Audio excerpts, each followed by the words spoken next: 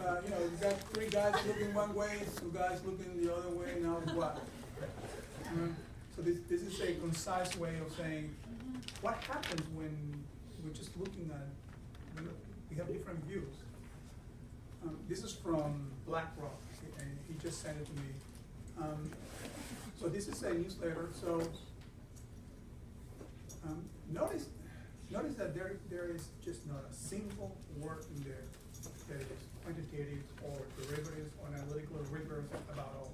Is he said that, she said that, he said that, she said.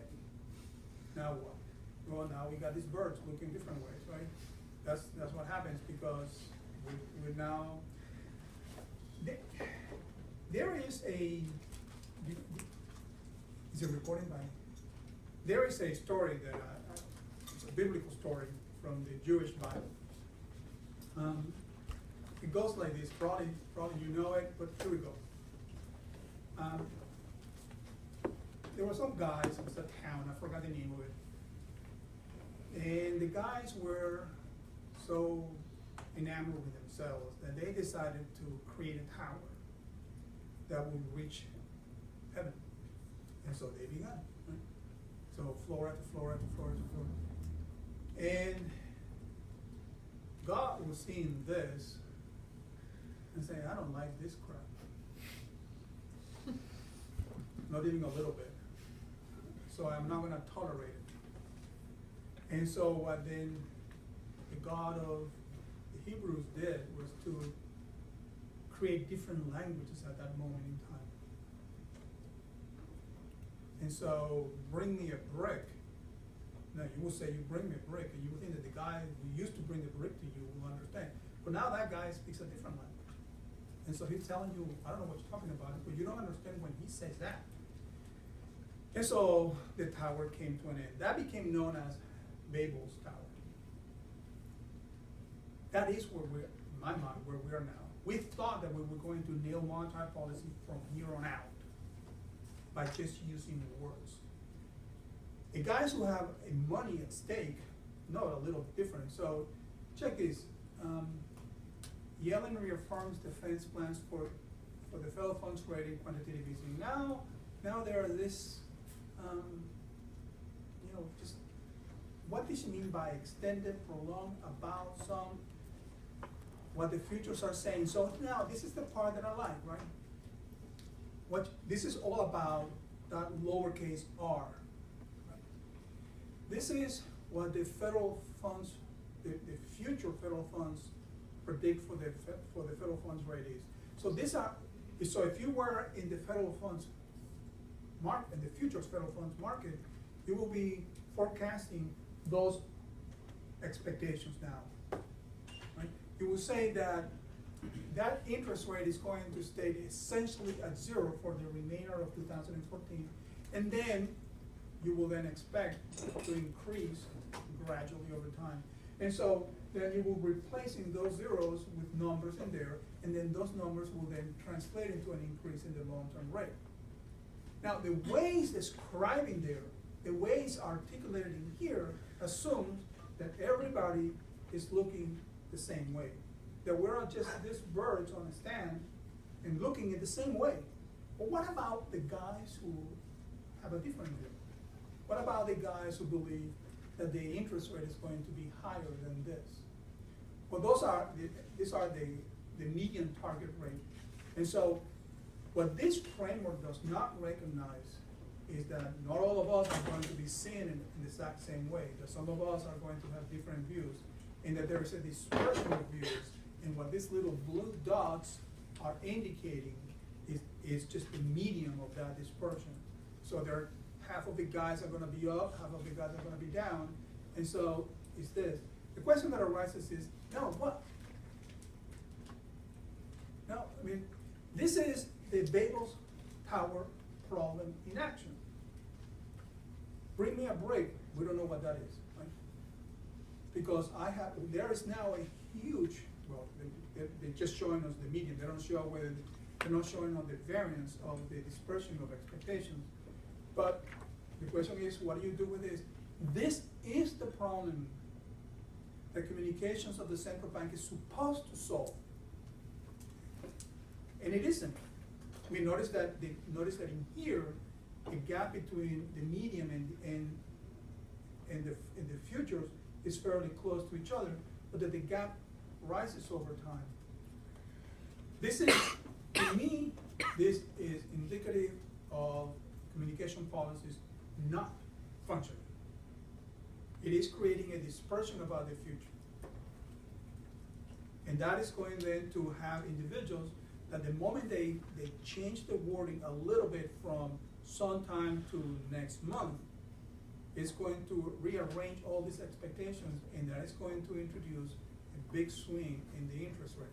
In other words, the majority of the people with those zeros in there are going to start putting positive values, and that means that this term in here, just go there.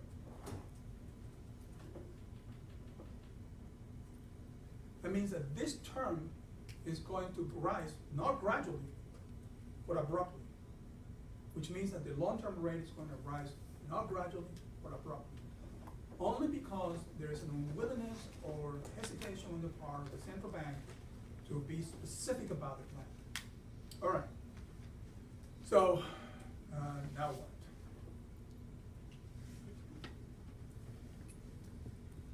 What I'm going to do now is to present to you how the economists like to think about this communications problem. It is going to be detached and vague and unlikely to be of any help to carry out decisions that you will be carrying out a year from now. Okay, so it's not, if you don't want to take notes, don't take notes, because this is, you take notes, you're not going to be coming back to these notes. However, it is important to see how, even if we knew how the economy worked, how we would translate a signal or a statement on the part of the central bank to the rest of the economy. So the first equation is the aggregate demand. So notice that it depends on the real interest rate. There are two real interest rates, the short real rate, and the long-term real rate. It depends on many other things, and they are left out. And then most of the time, we add a residual there in recognition that we're just not that good, because there are going to be factors that matter that we don't know, and so rather than saying, plus we don't know 1 sub p, we put a random term. The average supply here is the Phillips curve that you have seen before. So the inflation rate depends on the expected inflation and the output gap. Notice that they're not putting here beta equal to 1. They could have, but they didn't. Okay. So if beta were equal to 0, then we would say that effectively inflationary expectations don't matter. And if beta were really, really high, then the slightest change in this output gap is going to trigger a huge inflation rate. This is the Taylor rule. This is the mechanism, or if you want, the framework that societies have adopted to limit the extent to which the central bank can cheat. It doesn't rule out cheating at all. It just limits the ability of the central bank to do it. This is the term structure that we just saw. And then here is the signaling method is,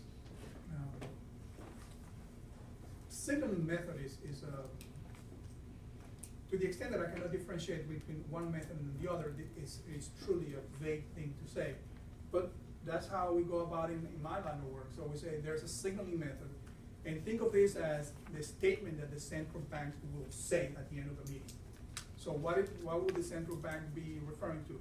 The central bank will be looking at the economic activity, will be looking at the history of interest rates, and then it will say a word, an extended period of time, some time, extended, considerable time. So that's the signal, and that S goes in here, and that's going to translate in our minds into an expectation about the future short-term rate. Does that make sense? So think of this signaling method as the equivalent of the central bank's statement. And so the question is, there's going to be an FOMC, a Federal Open Market Committee statement. They're going to be reviewing economic activity, they're going to be reviewing this, and then they will utter a sentence that is supposed to lead us to make an expectation about the short-term rate. That's the signal.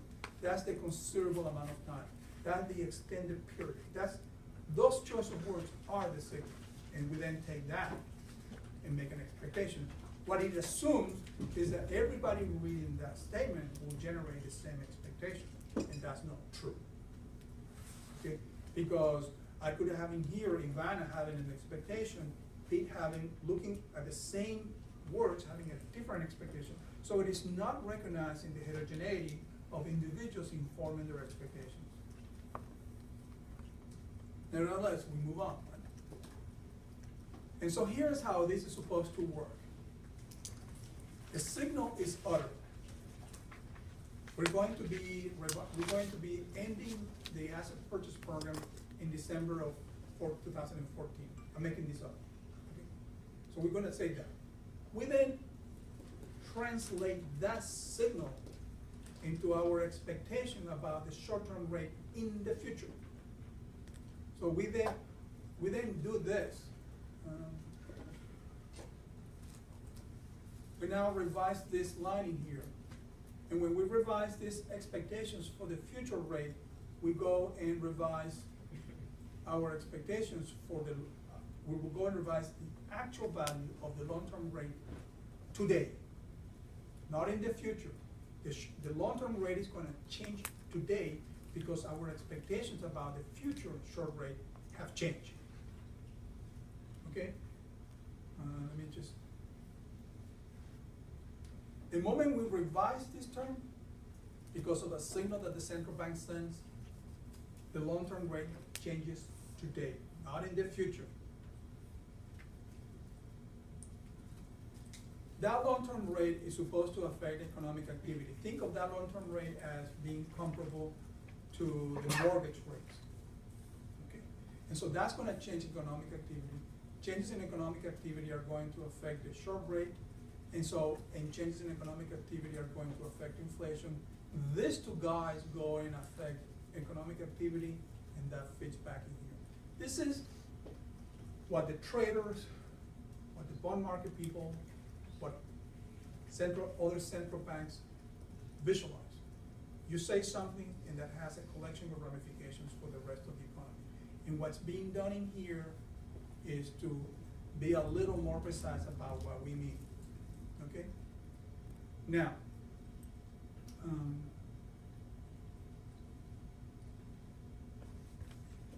what would happen?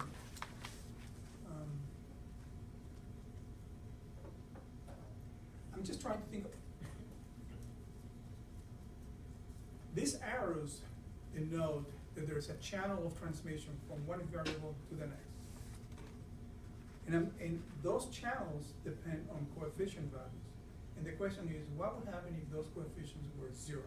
For example, what would happen if beta equals 0? Or what would happen if gamma were equal 0? How would that signal affect the rest of the economy? Okay. Here, so for example, if the central bank decides to stimulate economic activity, then that's going to rate output above potential, that's going to raise inflation today, and that's going to raise the expected inflation in the following period. That's going to affect the real rates. But what about if this term was 0?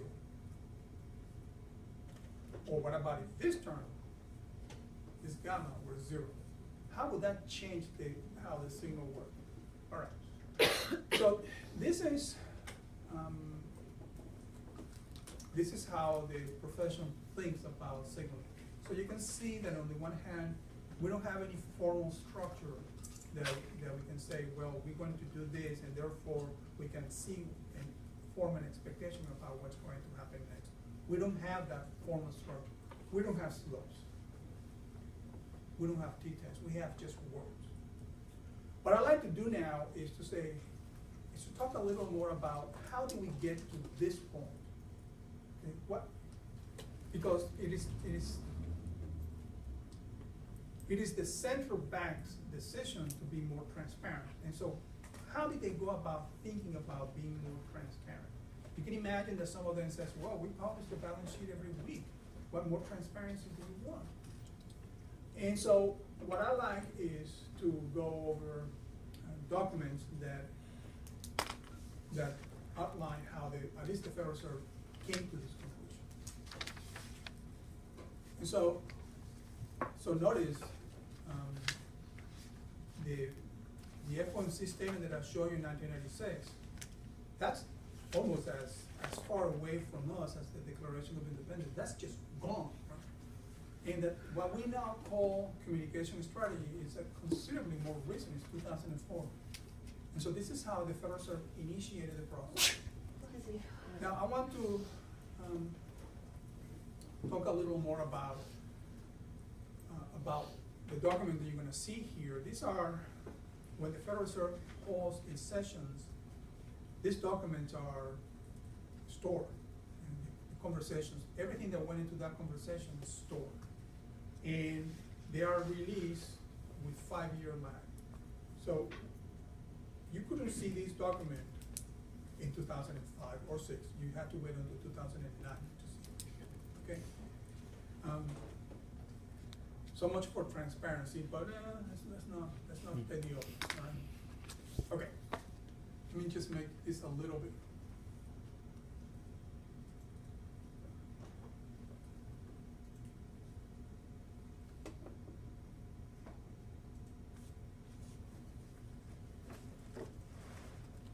Let's try with that. Okay. So maybe it's too much. Bear with me for a moment. All right. So let me start here. So the first question is, does communication matter at all? And it is one thing for us to say communication is this, communication is that, but do they actually have an effect on the market? Because if there's no effect on the market, then we're just talking. I mean, that's nothing matters. And so the very first thing that Reinhardt did was to estimate the effects of the committee communications. And what you're seeing here is, make sure, I just want to see whether this is the, just one second. Yeah, okay. So this is on the short rate. This is in basis points. This is how this is done. It's called, it's not quite scenario analysis, but let me just say how it's done. Just immediately before the central bank announces a decision, the guys at the Fed start getting the observations on the current estimate of the expected federal funds rate.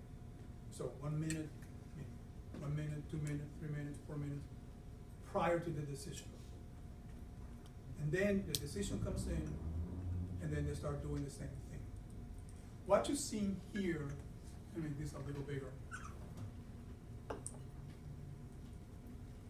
What you're seeing here is the effect immediately prior to the decision. And so, if, for example, the market anticipated what the Federal Reserve was going to say or was going to do, then the effect will be 0. If the market anticipated a particular, that it was going to do nothing, but the Federal Reserve did something, then that will be reflected into large changes in the short-term rate, in the federal funds rate. So here is in 1997, there were 3.25 basis points. Sometimes it's more, sometimes 6 basis points. And so this is a way of saying that, one, the central decisions or actions of the central bank are anticipated by the market. Second, that whenever the Federal Reserve's decisions do not match what the market is anticipating, for better or for worse, the market will react by either having an increase in the short rate or a decline in the long, or decline in the short rate.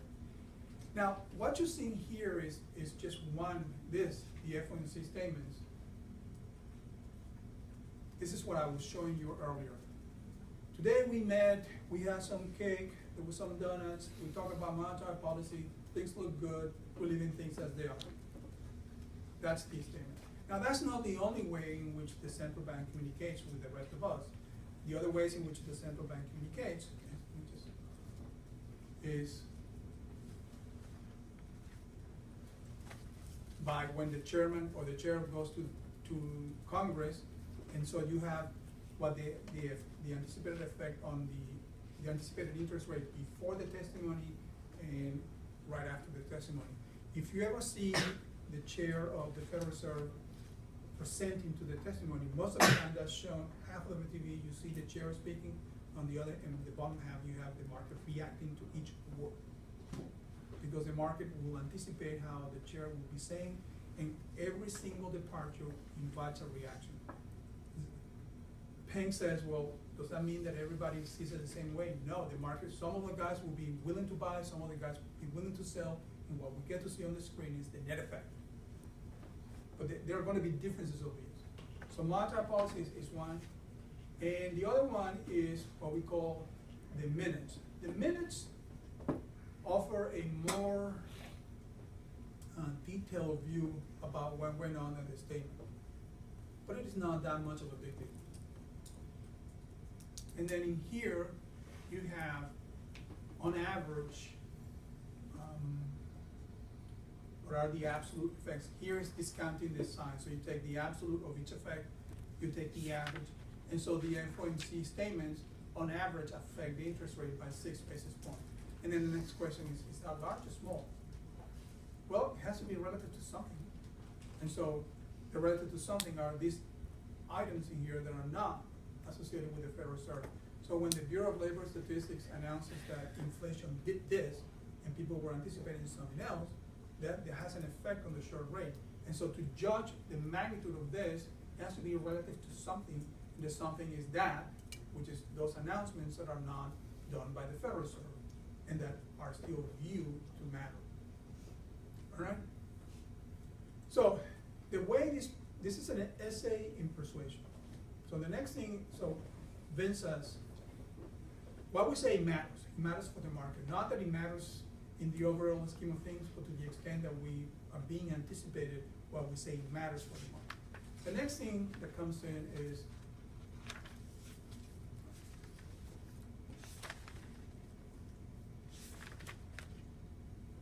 what these guys are about to do is to design a mechanism that has for communicating to the public. And so notice that it's not that we're going to go and hack our way through it. We're going to design it from the beginning. And so they say, what are the principles? Committee members have to vote on the exact word of the statement. It's not that we agreed to raise the interest rate or this or that, but we didn't vote. There's going to be something that you vote and it's an all or nothing. You vote on the entirety of the statement. That's what Plosser rejected, because there was a sentence in there that he did not like. And so he said, I do not like that sentence. I think it's ambiguous. I don't think it's helpful. And therefore, I'm going to vote against the entire of the document. Even though he may have agreed with just about everything else, he didn't vote for that. Number two is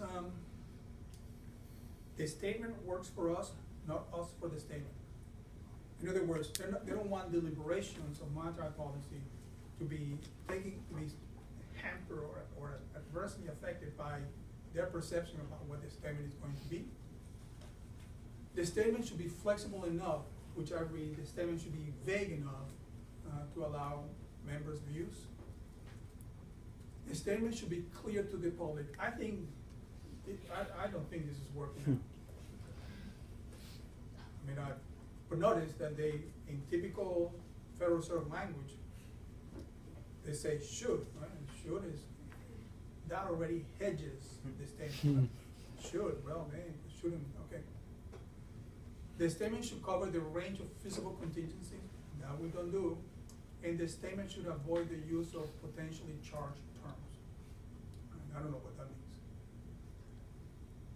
key questions that were left unanswered, the word risk assessments. That's an invitation to Vegas. What conditioning assumptions for monetary policy should be employed? Okay, now, this is, let me just keep going. Over what periods of dialogue and risk be considered? So they're saying, we're gonna say something, and that something is gonna involve some time. The question is what's that horizon? Notice that the Federal Reserve is failing on this score, because when you say considerable amount of time, that's not clarity. And that choice of words is because they could not agree among themselves about being specific, about what should be the conditioning assumption. I'm gonna take you back to the beginning, so don't go away.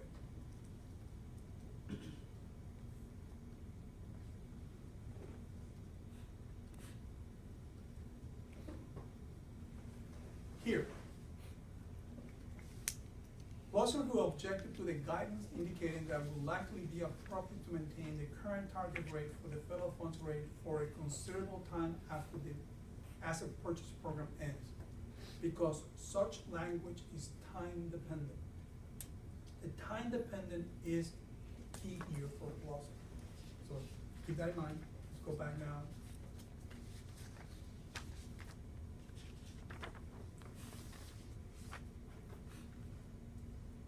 When we say it's going to be maintained for a considerable amount of time, Plus is saying that depends on what we do.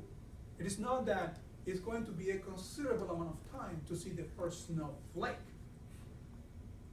It's not that we're just gonna sit here and wait for that stuff to come to us. It's that what we do changes the horizon. And therefore, that's another way of saying that the statement should not be conditioned, or that we ought to be explicit about the condition. When we say we're going to maintain the federal funds rate of 0, that's going to change the timing about which we then reverse ourselves. And we don't know that unless we're explicit about what we're saying. So applause, or I was correct in rejecting that view. What are the pitfalls? You're gonna love this. Measurements. What are the troublesome words? Long-term trade potential, level of potential output, long-run sustainable pace, price stability. Notice that they don't find any problem with maximum employment. That to them means something unambiguous. But price stability, no, God, that's just too big. So let's not do that. Why is this troublesome? Because we cannot attach a number to it, or when we attach a number to these terms, what happens is that there's going to be an ambiguity as a sort of the ball brought in. We don't know what potential output is. Not only we don't know what it is, it's changing. And so what are we gonna say, that it is 2% today, 2.2 next year, or what? Possible pitfalls. Remember, this is done in 2004. Okay, and so we're now 10 years later, and you can see how some of these guidelines, some of these principles have not been met for foreseeable future. Is that too different than saying for a considerable amount of time? Is that too different than for some time? Well, foreseeable future was deemed to be vague, and remains vague, and it was foresaw to be vague 10 years ago. Somehow these principles, well, they don't apply to us.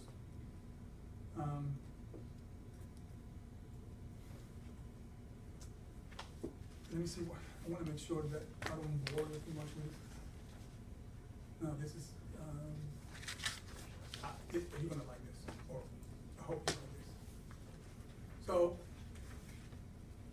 I'm gonna show you how the interest rate is determined. So this is 2 years later, the same guy. What you see here, this thing in the middle, you remember that Taylor rule exercise where you have to make an assumption about the equilibrium real interest rate? This is why, one of the reasons why the Taylor rule is not all that great thing, in case because we don't know what the equilibrium real interest rate is. Not only we don't know, whenever we try to measure it, there is a range, in this case, from 0 to damn near to say 5%. So that little r that is being used to compute the Fisher equation, that r is not a God-given thing.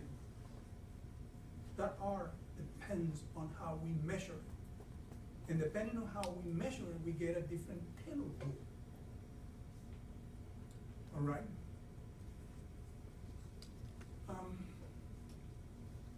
Let me continue here. Here it is. Let me tell you a little about what this is and what role does it play in markets. This is, if you want, the matrix of policy decisions. So you have in here on the first column the structure of the statement. So the structure is the policy decision, the rationale, and the assessment of risk. And so when you read this FOMC statement, those first paragraphs have already a built-in structure that the public is expected to see. The first column has in there the statement of the previous meeting. So then they have in here, what did we say in December, where we said this, this, and this, and this, and that. All right? What are we going to say now? Well, now we have three flavors. Flavor, alternative A, alternative B, alternative C. And so alternative A is going to change. Can you see this from, Alessia, can you see that from here? Or you have it in front of you? No, but Well, you should have said something. I have my laptop.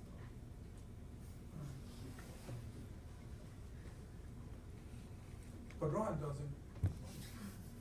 All right, so notice alternative A decided to raise its target rate. Now, so they start editing this. So in Microsoft Word, this is the beauty of the review option. So you start, and so, right? And so now, so you are now imagining that you're a voting member of this. And then you said, okay, so we said raise, now we're gonna keep. So we're switching the verb a little.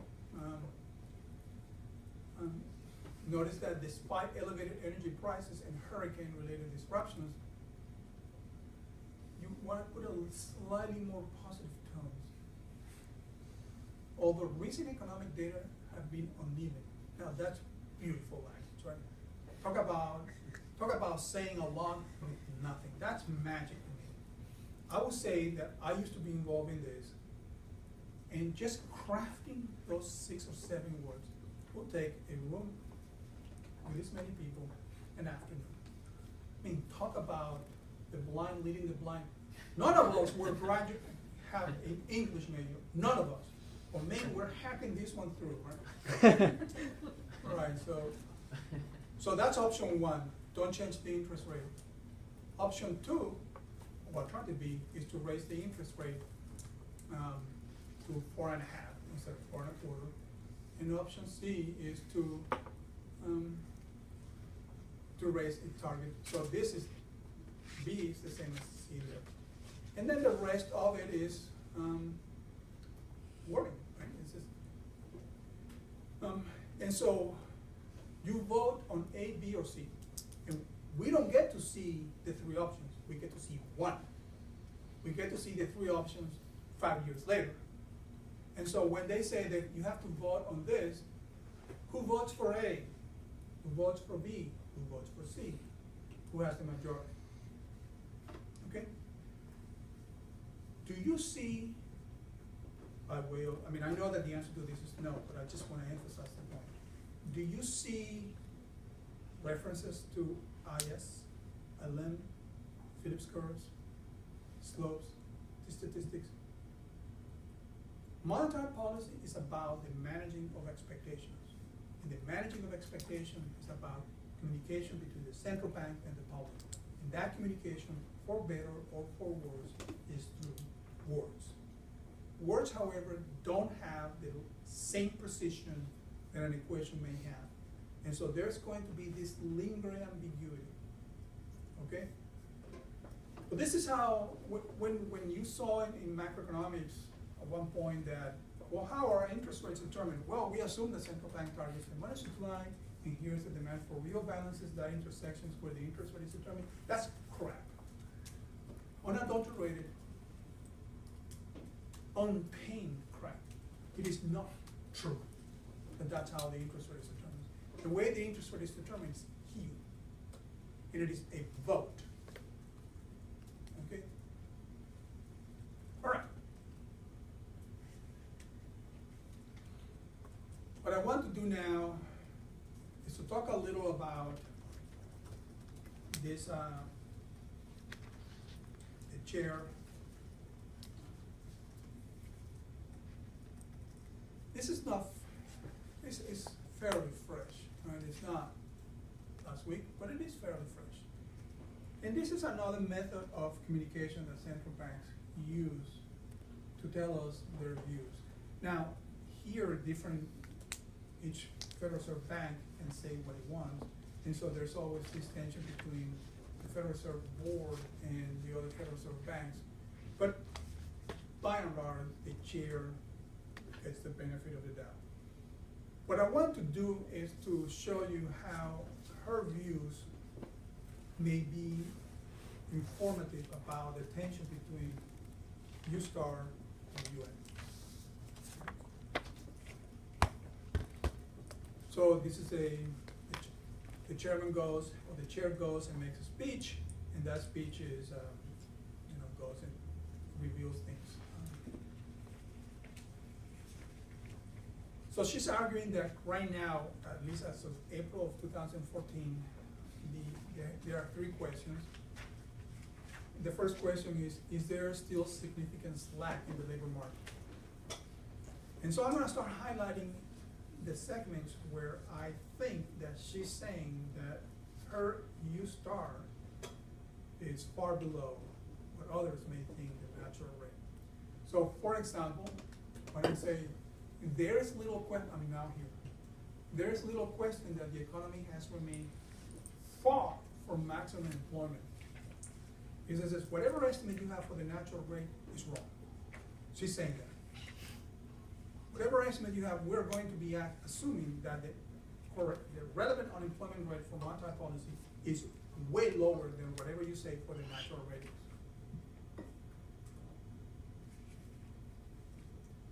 Other data suggests that there may be more slack in the labor market than indicated by the unemployment rate. Now, if you were looking for a precise sentence that says U-Star is less than UN, you got it. I don't know how else to read this.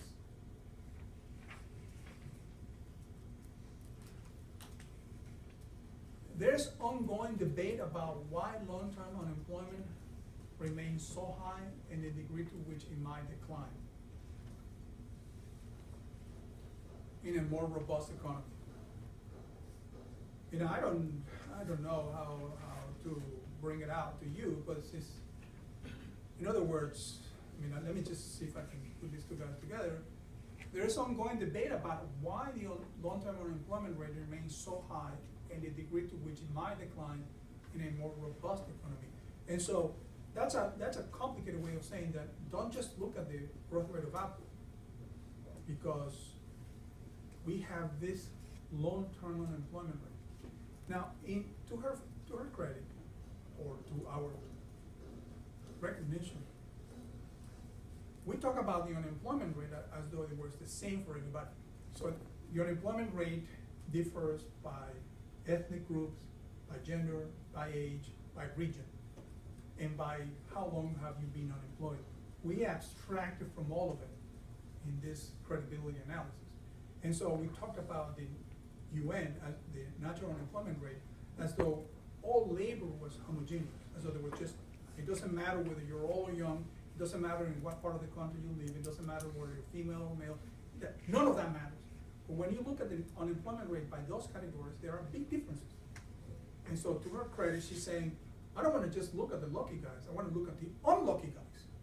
I want to look at the unemployed for the elderly, or the unemployed for a particular ethnic group, or for a particular age group. And I don't want to look at the unemployment rate for the guys that were successful. I want to look at the unemployment rate for the guys that were not successful. Well, then I'd say, well, now we're just rationalizing the desire to have an unemployment rate below the natural rate. We're just now saying, well, it depends on the race, it depends on the gender, it depends on the age, it depends on the state you live in. That sounds to me like that we want to have it any way we want, and we're just now finding the arguments to justify the decision.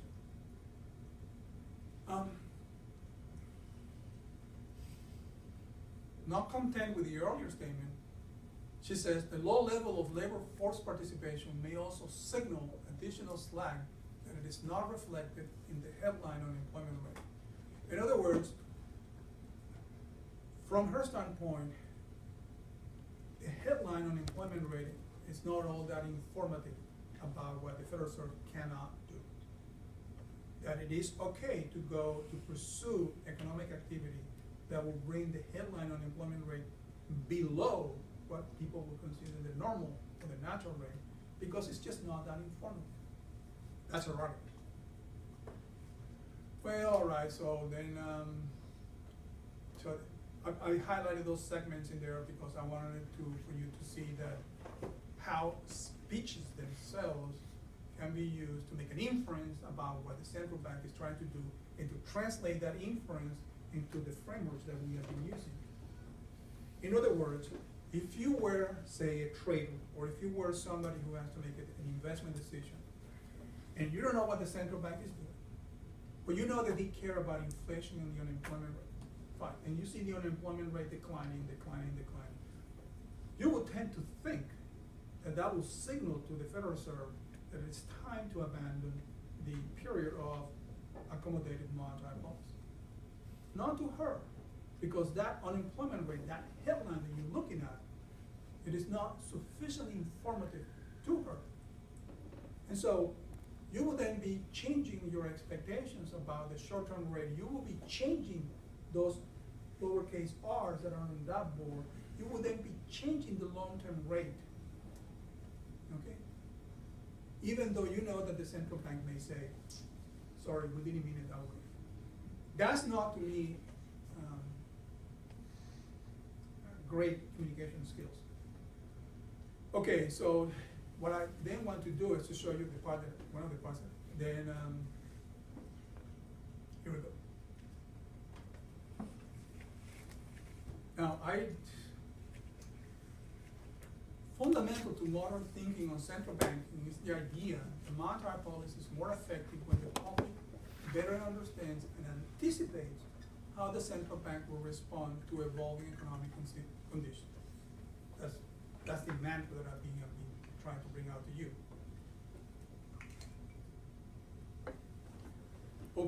And then she says, by responding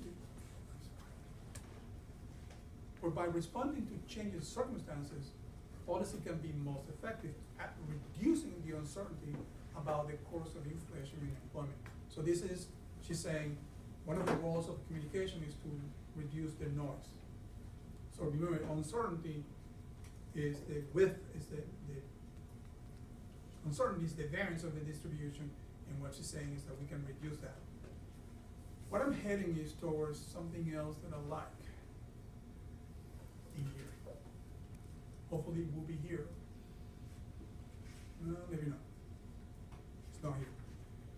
Okay, so that brings communications of the central bank to a end. What I want to do now, I have a little time, is to there you have, oh, you were ditching? No. No? No. You looked like you were ditching to me. I do have a question. When can you ditch? No. Go. Well, I keep thinking that, especially right now, communication policy is extremely difficult when the central bank is having trouble forming their own expectations, and because there's a lot of uncertainty with like fiscal policy and what direction it's going to go, and they don't want to jump the gun on raising rates if in whatever it's going to be a year a very contractionary fiscal policy is undertaken. So I'm just, I mean, there's like almost not a win-win like with, just because they've, you know, they've been trying to be more transparent now, they have to say things, but they can't be as clear as they want to be, because even they don't know what's gonna happen, because everything is so uncertain right now until, you know, at the very minimum, until we have a budget. Got it. Peter, do you share David's views? Honestly, I mean, Or you didn't understand what he said? I get what he's saying, that how can the central bank have a clear sense of what's going to happen if there's fiscal uncertainty because of the politics and the budget. I'm guessing things like sequester and stuff. I don't know about the American budget discussion so much. It's hellish. I can. You got that? Yep. So I mean, I guess that's fair, but at the same time, isn't monetary policy, its impact on employment, like it sees itself to not actually have an impact on employment, technically, right? Unemployment and long-term debt effect. in the long term. So if that's the premise, then it shouldn't really matter what fiscal policy is doing. David? I mean, I think monetary policy has kind of reached its limits, but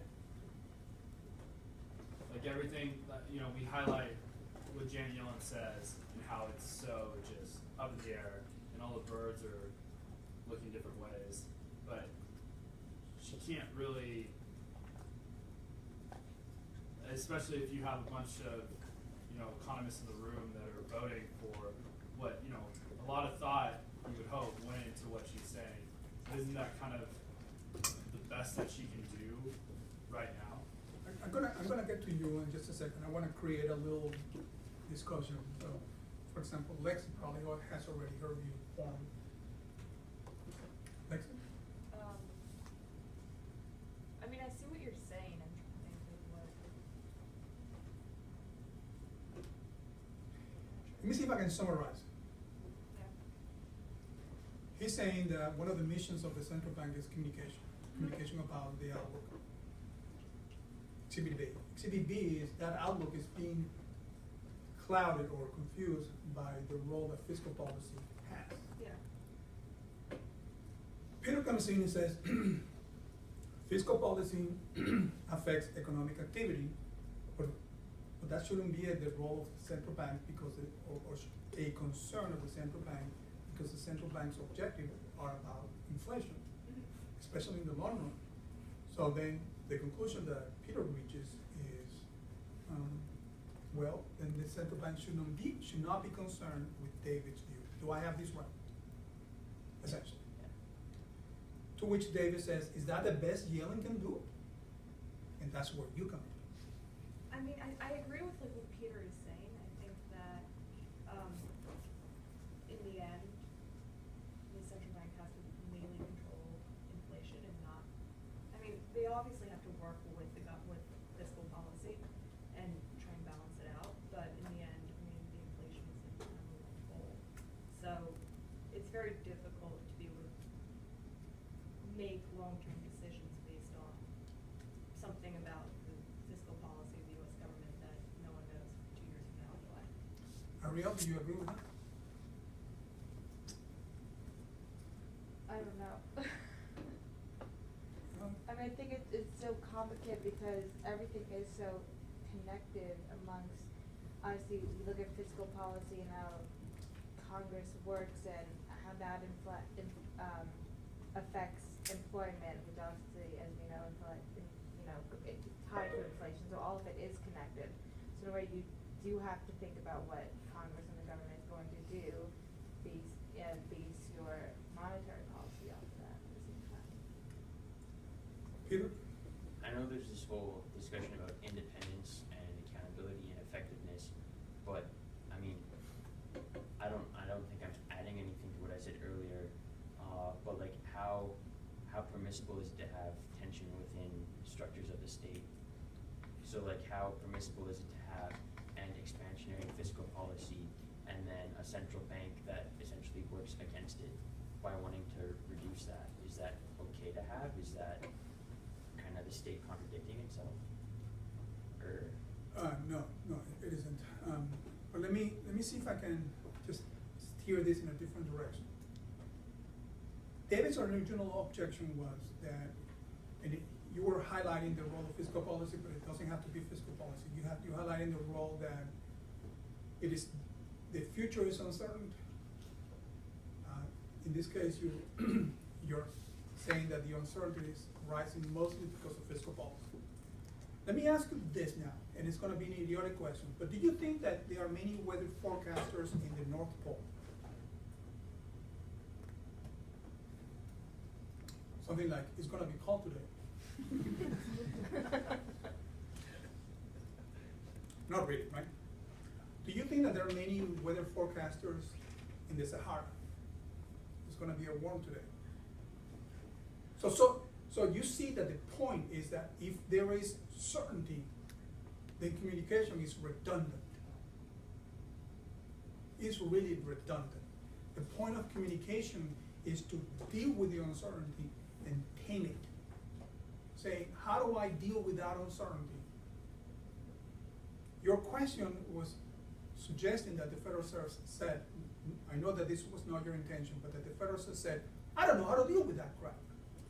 So I'm just going to be vague. Well, that doesn't sound to me like being transparent. There is uncertainty, yes. We don't know whether it's going to be cold or warm. We don't know if it's going to rain this afternoon or not. But we, however, give it a shot. We start assigning probabilities. We start doing something like what the Bank of England does. I don't know whether the extent to which there is going to be a fiscal contraction or a fiscal expansion. Let's assume there is one. Let's compute the effects. Let's now attach probabilities to these events. That's what the Bank of England does. Instead, what we're doing is saying, well, it's difficult or we don't know, so let's just be vague all the way around. I don't particularly like that. It is not helpful.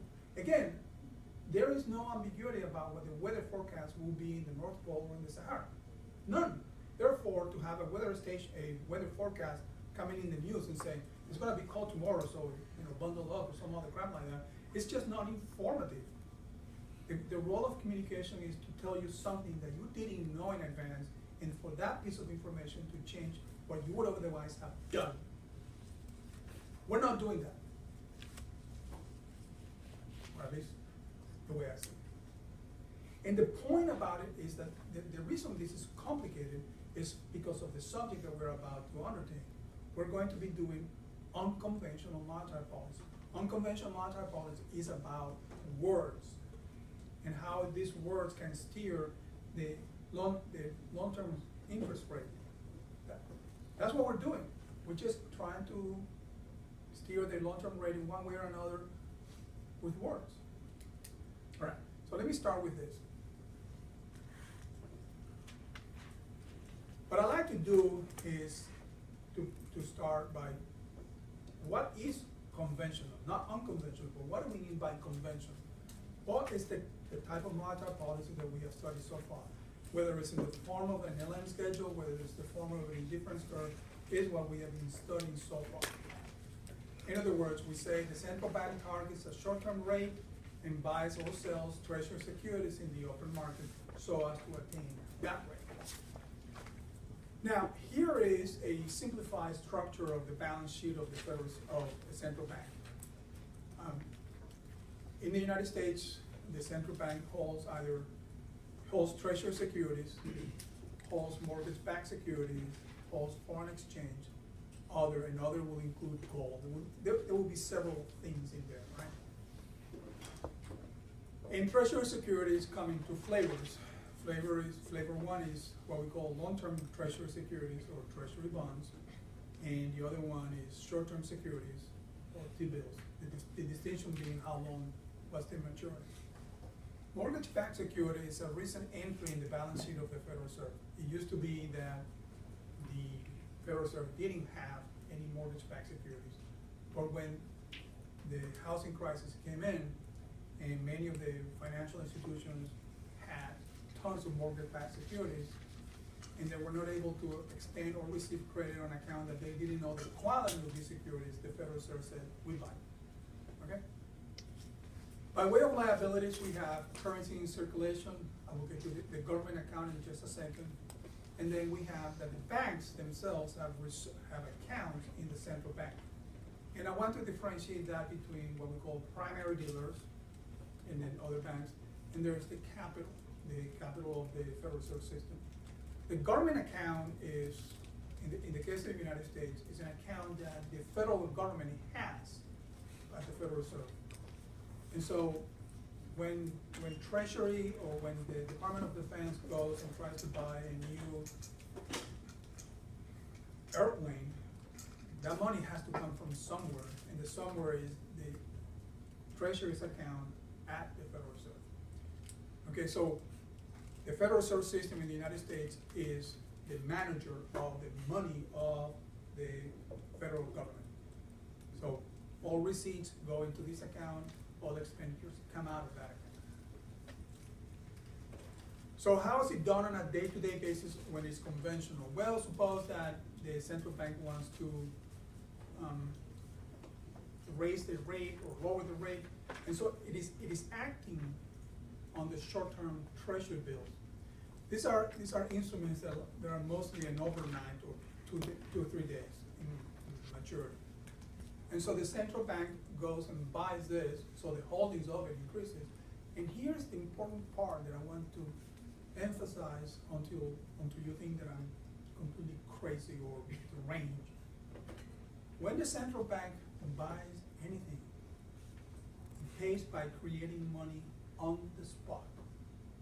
The central bank does not have a savings account somewhere else from which it can withdraw money to buy the thing that it wants. The central bank creates the money right there and then. And in this case, the primary dealers sold the securities to the Federal Reserve, and then the Federal Reserve credits the account of these primary dealers. And so now the primary dealers have more money. And therefore, total assets of the Federal Reserve increase. So let me just make this a little bigger. So one of the things that it is done operationally is to differentiate those purchases of securities that are intended to be sold subsequently, right away, or what we call outright purchases. That is, purchases of securities that are made and then kept in the books. So this is what, in our parlance, is called temporary open market operations. So you think that there is a little pressure on the federal funds rate, then you go and start buying or selling on a temporary basis. So for example, and I'm gonna put in here an example, right? So this is a particular operation that was done on January 18th of 2013. So there's this what we call the repo. So you buy and then with the idea of selling right away. There's an auction that has multiple prices and it lasts for 5 days. So you buy, the Federal Reserve buys the security and then it will be selling it back to the seller in 5 days from now. Then it indicates the type of security there was and the amount of money. So think of this as 5 days type securities. Okay, 5 days in this line of work is a long time. Most of these are overnight. So you buy today and you sell it back tomorrow. Okay, so there are other examples in here. Then what we have what's called the open market or the permanent open market operations. Here, the intent is to buy and keep. Okay? Not so much to stabilize the short-term rate, but to rather to help the economy. So here is purchases or sales of securities on an outright basis that add or drain reserves and change the size and the composition of the assets of the Federal Reserve. So their mission is to change reserves.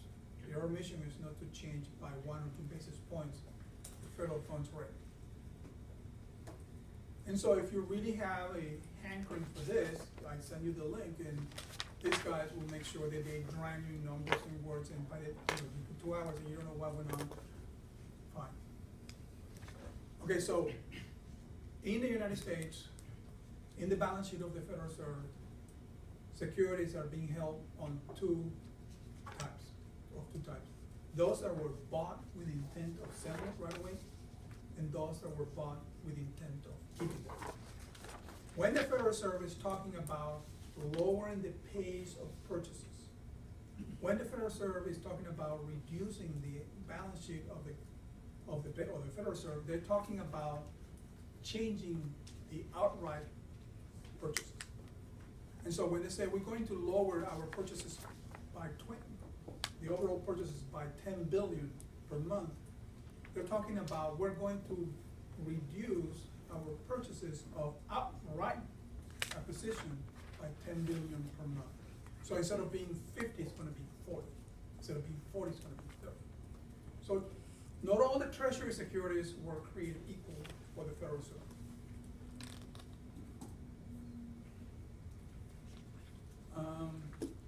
Who are these primary dealer guys? Primary dealers are literally a select group of financial institutions that transact with the Federal Reserve. And so when the Federal Reserve wants to buy 10 billions of treasury securities during the month of August, they don't just raise a flag and wait for things to happen. They contact Barclays, they contact Citigroup, they contact all of these guys. These guys in turn turn around and buy those securities and then sell it to the Fed. Okay?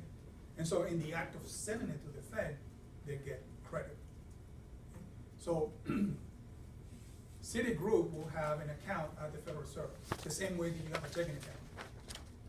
And when they sell a security to the Federal Reserve credits their account. And so a couple of things to note in here.